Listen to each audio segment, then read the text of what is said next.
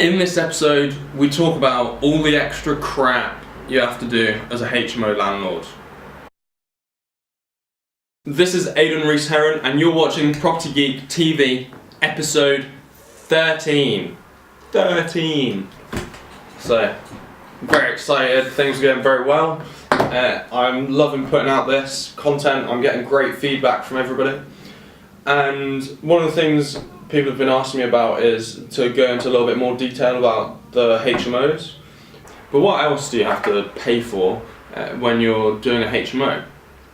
Well, typically a HMO is done, so let's take a 5-bed. You've got 5 ASTs, each tenant is on their own AST. They pay a weekly rent or a monthly rent. It's usually split up into weeks, depending on the size of their room, the area, the demand, all of that sort of stuff.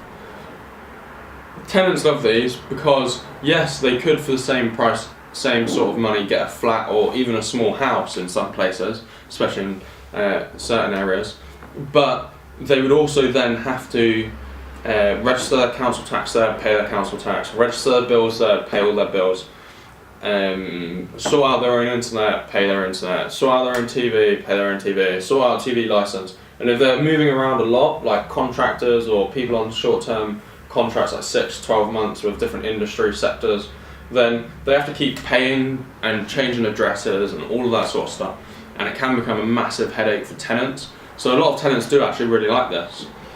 The other thing is, we are in the midst of a housing crisis.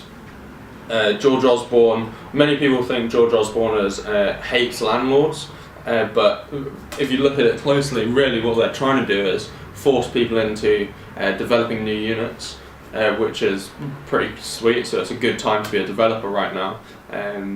I know some of my friends that are developers that are loving life, and if you're still planning to be a landlord, which is still doable, it's about teaming up with people that have the knowledge and the capacity to react to this sort of news quickly, and also using their experience.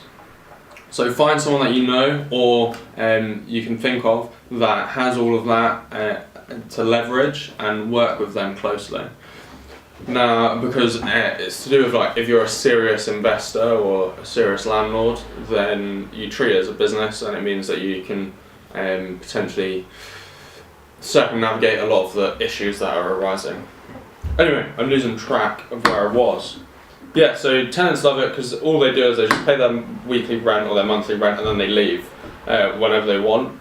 And it tends to be, they're not tied in for 12 months, they can just be tied in for like 3 months and then a rolling monthly contract, whatever it is. For landlords, it means you get 5 rooms all paying rent rather than just one unit, one property. So you've got 5 units inside one property, but you have to pay the council tax, you have to pay the internet, you have to pay the water bills and everything like that. What are the benefits of this? As a commercial business, each HMO counts as a business, or can do if you're savvy, then you can get reduced rates. So you get commercial rates for your electrics and your water, and bear in mind your tenants are still technically paying for the thing, for all of these services. So we typically say typically that you put them onto a fair usage policy. So all of the tenants in their rent is agreed a certain amount of usage for all of the utilities, and if the house goes above this, then they have to all pay. So they'll all be charged.